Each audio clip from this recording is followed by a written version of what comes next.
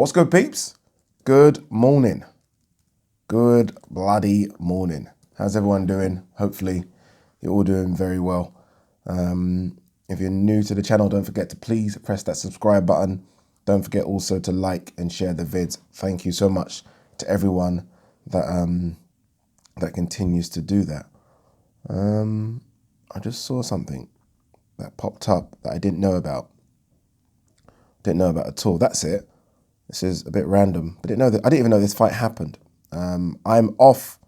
I need to get back to just watching all boxing. I haven't watched a lot of boxing. Like, I used to watch every fight. No jokes. I used to watch every single fight. And I didn't know that Julio Cesar Chavez Jr. fought yesterday and lost. Didn't know that. Yeah, didn't know that at all. I knew that Tony Yoka won, and we're going to talk about Tony Yoka a bit more because I knew there was fights yesterday, but I didn't know that Julio Cesar Chavez was fighting yesterday. Man. All right, let's start from the top. Let's start from first. Come on. Got to get the amber nectar down the system to charge me up. It's still hot though. Can you see the steam? Can you see that?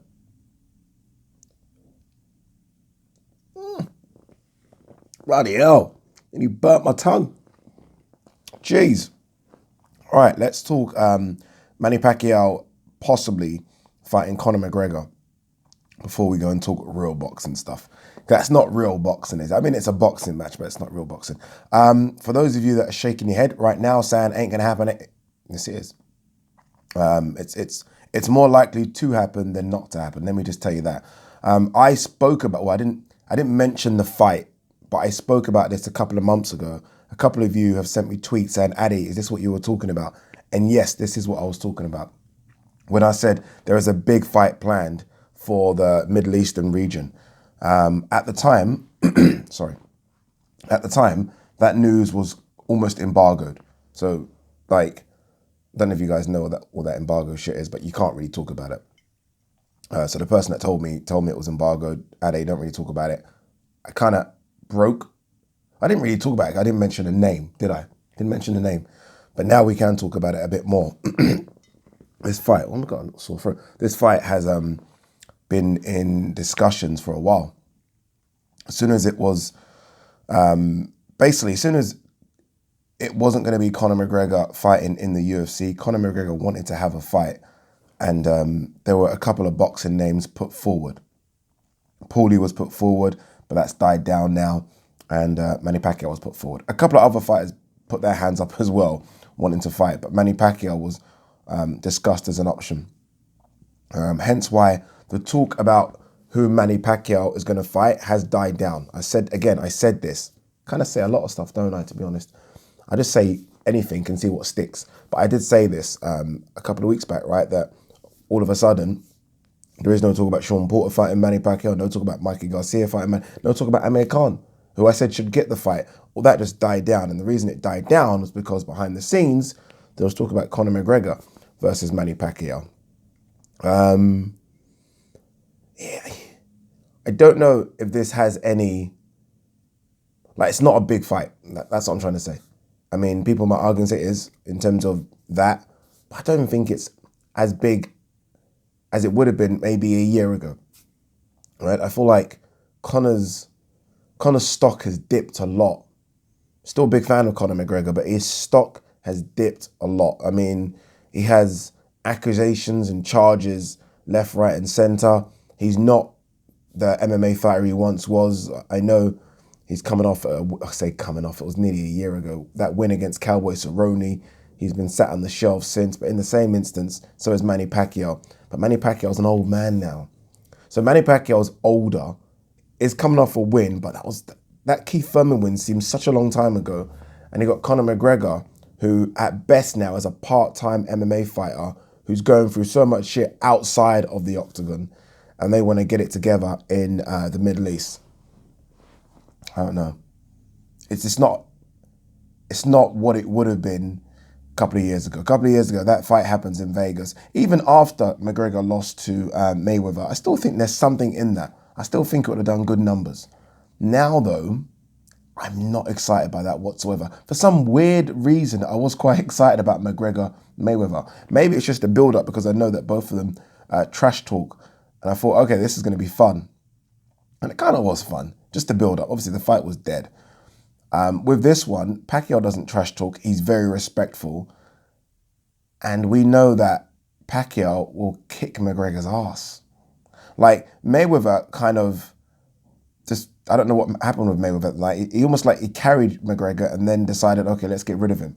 Pacquiao, even Pacquiao now, Pacquiao will knock McGregor out, put it that way. Fact, right? Like, he'll knock him out. And he could knock him out quick and clean. And that speed is just, it's going to just be too much. But, yeah, just to confirm, that fight is likely to happen, people. This is no BS. This isn't, and we've seen a lot of McGregor BS tweets recently, retiring, not retiring, fighting this person, not fighting this person. This isn't a BS tweet. This is a real tweet. McGregor Pacquiao is being discussed. Dana White is okay with it. And yeah, and also, I do believe, could be wrong here, so I'm happy to be fact checked, but I do believe that Pacquiao isn't with anyone right now. So he's kind of just doing one fight deal, one fight deal, one fight deal. So he's getting to the highest bidder right now. So he's free. So he has no one saying like at a Zone or a Top Rank or BBC saying you can't do this. He literally can do what he wants right now. So if you've got Dana White saying it's okay and Pac-Man having no representatives right now, then I guess the path is clear. The path is clear for it to happen. But yeah, and obviously McGregor, as he likes to do, teased us the other day with, I think it was a video of him back in the boxing ring, doing some stuff. I don't know. Let's see. I don't think it's the kind of money that Mayweather was. What did he get paid? 100 and something million or $100 million? Nothing like that. I'll be shocked if it's a quarter of that. Yeah, I'll be shocked if it's 25 million. In fact, I'll be shocked if it's 15 to 20 million, but still, that's quite a lot of money. So, yeah. I don't know, man. We'll see.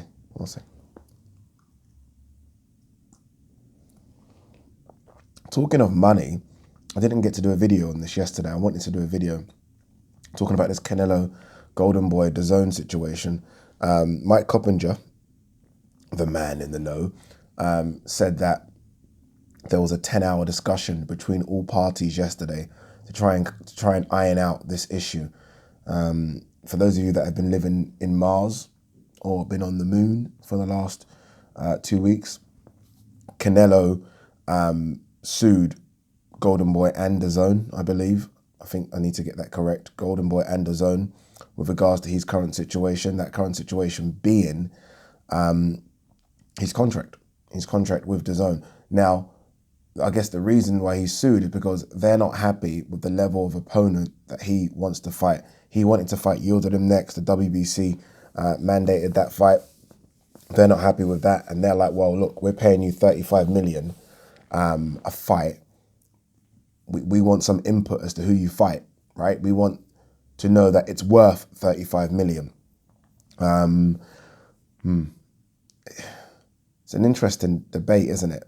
If you think about it, it's interesting because I think DAZN have almost created a rod for their own back. And what I mean by that is, regardless of the level of opponent Canelo's fighting, he's fighting a boxer. And what I mean by that is that they were happy to pay YouTubers big bucks to fight each other, right? And now they're upset that Canelo is choosing to fight a fellow boxer, not a fucking YouTuber, not an MMA star, a boxer. And they're all of a sudden not happy with the level of opponent. What makes, there's a good discussion to be had as to what level of opponent they're talking about. And the reason I say this is because, are they talking about an opponent that we as boxing fans will be happy with? Because right now, I'd be happy with a Callum Smith or a Billy Joe Saunders. Or are they talking about a level of opponent that generates them sign-ups but is an embarrassment to boxing? Makes sense. Conor McGregor versus Canelo would do more numbers than Canelo versus Billy Joe Saunders. Fact. Yeah, everyone agree with that, yeah? So, but they'll be happy with that. So they'll be happy with him having these almost circus act shows, but not happy with him fighting a Yildirim, who is a boxer, a legit boxer. So the zone, again, I think they created a rod for their own back by doing, and I can imagine Canelo's lawyers mentioning, well, you put on YouTube fighters. You put on YouTube fighters, yeah? You know? Like, let's be honest. And look, maybe it's slightly different because Floyd isn't a fighter right now, but if the zone had the opportunity to put on Floyd Mayweather versus Logan Paul, they would bite your hand for it because they're just desperate for signups. So it's interesting going forward here because there are legit fights that Canelo could have, legit fights that might not generate signups, but they're legit fights. Legit. Callum Smith, legit. Billy Joe Saunders, legit. But again, I don't think those are going to generate signups. Where on the other hand, he could have fights against MMA guys like Jorge Masvidal and Conor McGregor that might generate signups. Strange times. What they also discussed was Canelo's fee. Again, this is according to Mike Coppinger. I'm guessing he has someone in the room. I don't know. But they also discussed his fee. Again, his fee was 35 million guaranteed. I think now they're saying 20 million plus. So I don't know what that plus is, 21, 22, plus an upside of the revenue that comes in. So 20 million guaranteed plus, or 20 plus million guaranteed, plus you'll get a bit, I keep saying plus, but plus you'll get a bit of extra on top if the fight generates more signups and thus more revenue. If I'm Canelo, I don't like that. If I'm Canelo, I don't like that at all. But there's two ways to look at this. Do you right now take the 20 million plus the upside, or do you sit out for a couple of years and go through legal court cases, kind of like what Bernard Hopkins did and Mikey Garcia did and Andre Ward did to get yourself out of contract and risk the best years of your life? Right now, he's 30, right? Pound for pound number one, some people say. And just take that 20 million. Just take that 20 plus million a fight and just take it and keep taking it. It's still a lot of money, right? There still can't be more than 2 or 3 boxers in the world that make that kind of money. Guaranteed. In fact, guaranteed, there might not be none. Guaranteed. Most people will be a lesser fee plus an upside on pay-per-view. So he's still in a good position, but it's not the position he was in when he signed the contract, which was 35 million guaranteed. How stupid were they? Duh. All right, let's talk Tony Yoka, who beat blasted out Johan Dupas in 1 round. I just want to quickly look, because I know people are quite excited about that result. I haven't watched the fight, but I'm a big fan of Tony Yoka, regardless of the fact that he missed 3 drug tests. We won't talk about that. But I'm a big fan of him. But Dupas right now is like, what was he, 40? How old was Dupas? 39. I just want to look at the last person Dupas beat. Okay, Dupas had a fight 25th of October last year against Louis Pascal, who was 14-5. Before that, Jerome Miller. We went all the way, though, with points with a juiced up Jerome Miller, let's be honest, and that was 28th of April. So it is a bit of a statement because Dupas is that gatekeeper. Every time I think of gatekeepers, I think of people like a Dupas, like a Carlos Takam. I used to think Hellenius was a gatekeeper. He's not a gatekeeper anymore, is he? He's a bit more than that. But it's a good result for Tony Yoka, especially considering that is his 7th fight. Do you know what I mean? 7th fight. I think, and look, this is just my own opinion, that when we talk about the prospects coming up, I think he's better than them. I think he's better. I think he's a better boxer. He can do everything better for me than a Daniel Dubois. He can do everything better than me than a Hergovic. Is he as strong and as powerful as them? No, but I would take his skill set over theirs. So when I think of prospects coming up, Tony Yoka is that guy for me. Like, he's way above the rest, like an F.A. Jagba, for example, way above. And there's a few others coming out, by the way, especially in the States. There's a few others coming out to look forward to, but or to look out for. But I think Tony Yoka, is the top of that pile, just because I think he's just much better. And let's not forget his Olympic gold medalist. I know some people think that Joe Joyce won that fight. Maybe. Could have gone either way, but he's an Olympic gold medalist as well. So it'd be good to see, now that he's signed with Top Rank, whether they do like push him very quickly. Because if you can get Dupas out of there in 1 round, then I'm sorry, you can go again in 2 months. Next month, in fact, you can go. It's not like you have to make weight. You can go again. So let's hope that they go again. All right, so we got big fights, boy. Some big fights tonight. Jeez. Some big fights. Jamal Charlo versus Derevyanchenko. Both looked incredible on the scales. Incredible. I'm in unbelievable shape. You know me, I'm a sucker for that kind of stuff. Come in shape. Just let me see how serious you are. And both of them looked incredible.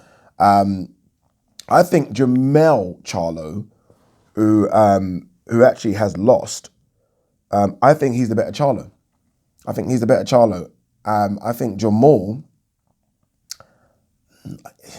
look, this is going to sound stupid. I'm about to say I'm not convinced. I am convinced he's unbeaten and he's good. Two-weight world champion. I mean, come on, take your hats off to him. But I'm always asked which Charlo I think, and I think Jamal's better. I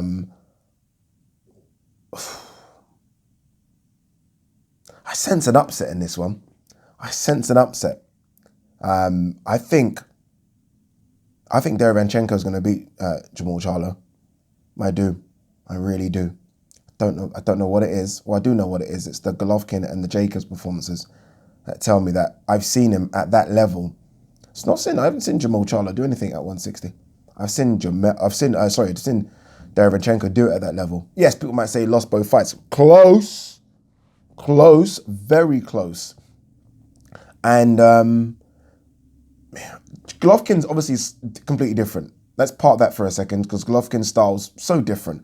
Danny Jacobs' style. Danny Jacobs is a mover as well. He's a mover. He's a hitter. Not too dissimilar to Jamal Charlo. Not the same. I know people will point that out, but not too dissimilar.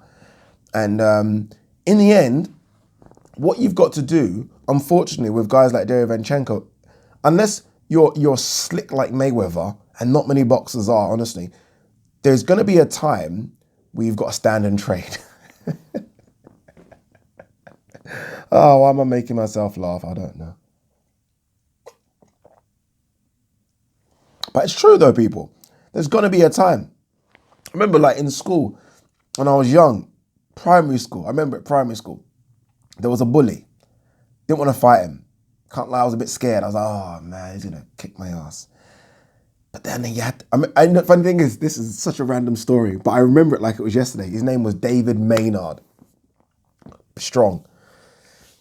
Strong, I'm in primary school, innit? But he just looked strong. And I remember we're getting to 6 weeks holiday.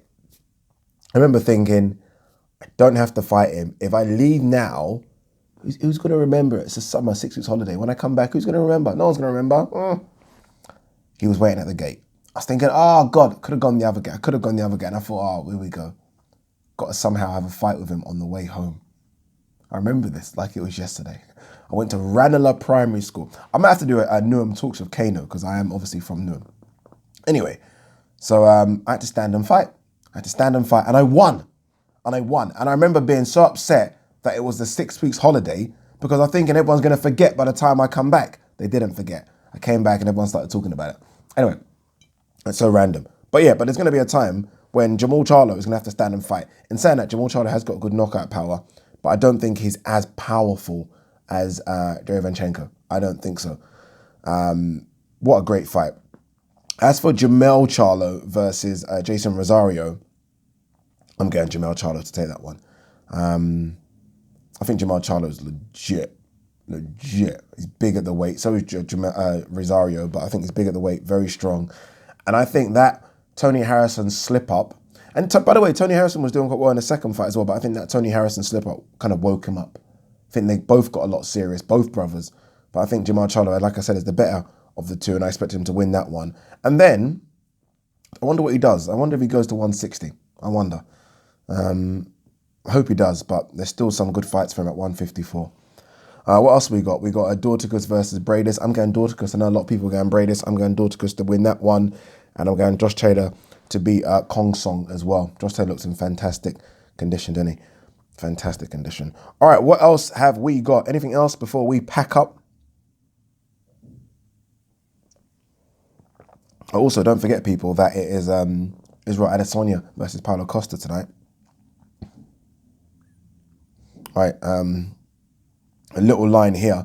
Oh, actually, before we talk, can we talk Crawford versus Brook? That is done.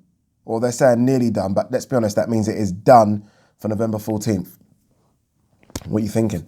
Let me tell you this now, yeah. Whose page was it?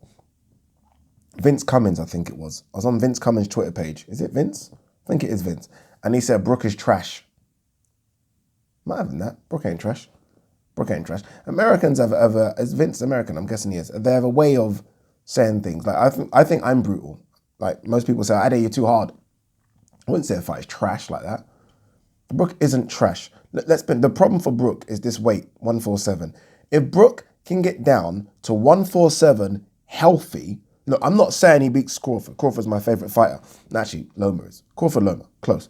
I'm not saying but I'm telling you now, he causes him some problems. What do you think? Think that Crawford just wipes the floor with Brook? Just wipes the floor? No, don't happen. I'm telling you now, it don't happen. The reason it doesn't happen is because Crawford gives you a chance. Apart from Amir Khan, even Amir Khan had a couple of chances in that fight. Apart from Amir, it gives you a fight. Velasquez caused him problems. Benavidez definitely causing some problems. Fact, he doesn't make it easy work. The only thing of Crawford is that he's so confident in his abilities, as soon as there is a problem, he just switches up and does something different. That's the skill. That's why Crawford is that good for me. That's why I think Crawford's better than Spence, because Crawford he's doing that, then all of a sudden he does that, then all of a sudden he does that. Like he goes into that tool bag. You know, I always reference the tool bag. Goes inside the tool bag, opens up the tool bag, and goes, boom, take that, take that, take that. And you just can't handle all of them. That's the thing about Crawford. But Brook's got a couple of tools in his tool bag as well. Brook does. Brook's got a fantastic jab. Brook's power. Go and watch the first couple of rounds against Golovkin. I know. Go and watch the first, and don't tell me you went, what's going on here? Like, what? Remember, that was the Golovkin as well. Brook can cause you problems. Yes, we know about the orbital bone and orbital bones, right? The injuries and the going up in weight and fat and blah, blah, blah. Brook is going to cause Crawford problems if he made 147 healthy. If he didn't, then, I don't know, he's just a dead man walking in here. Ferrari, no engine. You know the term. But Brook will cause him problems. So Vince Cummins, if you're watching this, or if anyone knows Vince Cummins and you know him, tell him to watch this and tell him to put some respect on Brook's name. Brook is not trash. No. Is Brook what Brook was 2-3 years ago? No. 3-4 years ago? No. But he's not trash. Not trash at all. And mark my words, he causes Crawford problems. He does. Just because Crawford isn't the most powerful either. Like Crawford's not going to land. I don't expect Crawford to land one and knock Brook out. That just doesn't. No. But I'm telling you now, Brook's got the power to cause Crawford problems. Again, I'm not saying he's going to win. I'm not saying it at all. Crawford's a big favourite for me. Sort of 70-30. But Brook will cause him problems. What's this? All right, last couple of bits before we pack up. I want to go gym. How much did Derevyanchenko's brutal battle against Golovkin take out of him? Took a lot. But that battle was a long time ago. When was that? It's kind of like what I asked also when I was talking about, obviously this is completely different. When I was saying that Dillian Whyte should chill out a bit, just so you can heal and recoup and recover. Obviously, look, Golovkin-Derevyanchenko was a much more brutal fight, but it was nearly a year ago. The 5th of October. I mean, he is okay now. Fully healed, should be fine. It was brutal, but he should be all right. Plus, he's not had that many fights. So he's had 14, 15 fights, Derevyanchenko. Yes, big amateur career, but not as big as Golovkin or Loma. He's fine. He's okay. And I don't think this will be brutal. It'll be a tough fight, but it will be brutal as well. All right, I think we're done. Anything else to talk about? Nah. Oh, wait a minute. Wait, don't go. Katie Taylor. There's a little line here about Katie Taylor versus Miriam Gutierrez. That's in play for November. So I'm guessing they want to maybe try and track it on the undercard of Dillian Whyte. Or, sorry, got to say it correctly now. Povetkin versus Dillian Whyte. Look, the idea was for her to fight Cecilia Braekhus. And then McCaskill just fucked things up. That was the idea. So their hope would be that she fights a Gutierrez, beats her, and that Cecilia Braekhus beats McCaskill, and then they do Cecilia Braekhus versus Katie Taylor in somewhat of a super fight in the spring. That's the plan. That was the plan anyway before McCaskill came along. So yeah, let's see. It's good to see Katie Taylor get out again so quick, right? That would be nice. August, November, that's pretty good, right? She could have 4 fights in a calendar year, which is impressive. But yeah, that is now definitely it. Peace and love.